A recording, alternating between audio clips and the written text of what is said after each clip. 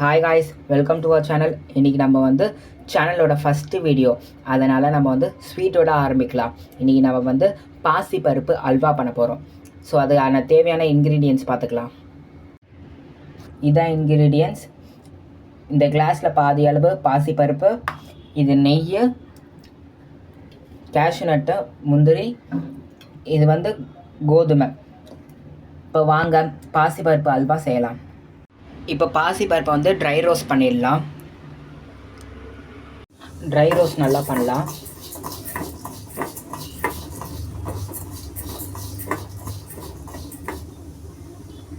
Okay, பாசி பருப்பு வந்து குக்கரில் போட்டாச்சு. இப்போ தண்ணி ஊற்றிக்கலாம்.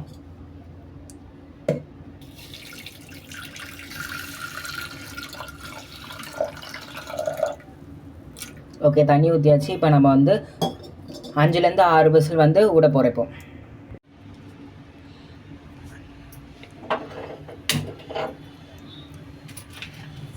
இப்போ கடாயை ஆன் பண்ணியாச்சு. இப்போ நம்ம வந்து நெய் ஆட் பண்ணியிருக்கலாம்.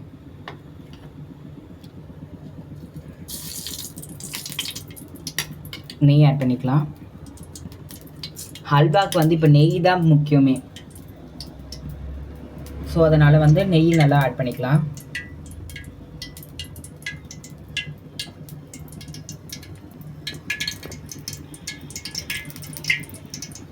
நெய் உருகிச்சு. இப்போ நம்ம வந்து முந்திரியை சேர்த்துக்கலாம்.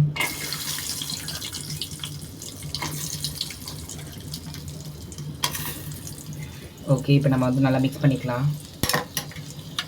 ஓகே, முந்திரி நம்ம வறுத்தாச்சு. ஓகே, பாசி பருப்பு நல்லா வெந்துடுச்சு. இப்போ நம்ம வந்து நல்லா ஸ்மாஷ் பண்ணி எடுத்துக்கலாம். ஓகே, இப்போ நம்ம வந்து மசிச்சு எடுத்தாச்சு. ஓகே, இப்போ நம்ம வந்து கடாய் எடுத்துக்கிறோம். இப்போ நம்ம வந்து நெய் இதில் ஆட் பண்ணிக்கலாம்.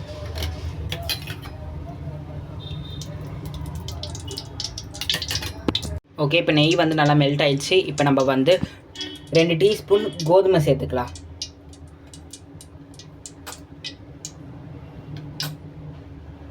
Okay, 1 spoon.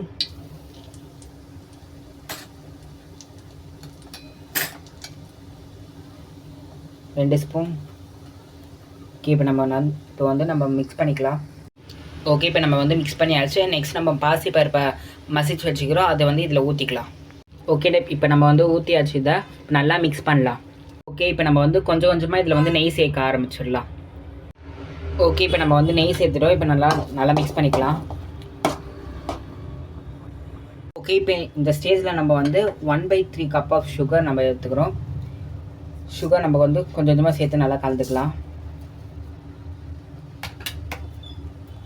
ஓகே, இப்போ நம்ம வந்து அல்வா ரெடி ஆயிடுச்சுன்னா எப்படி கண்டுபிடிக்கிறதுனா, நம்ம ஊற்றின நெய் வந்து அப்படியே சைட்லலாம் வரும். இப்போ இந்த ஸ்டேஜில் நம்ம வந்து வறுத்த நம்ம முந்திரியே போட்டுக்கலாம்.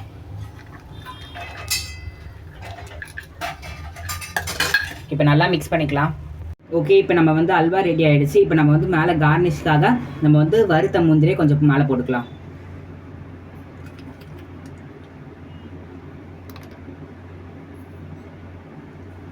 ஓகே, இப்போ வந்து பாசி பருப்பு அல்வா ரெடி ஆகிடுச்சு. தேங்க்ஸ் ஃபார் வாட்சிங்.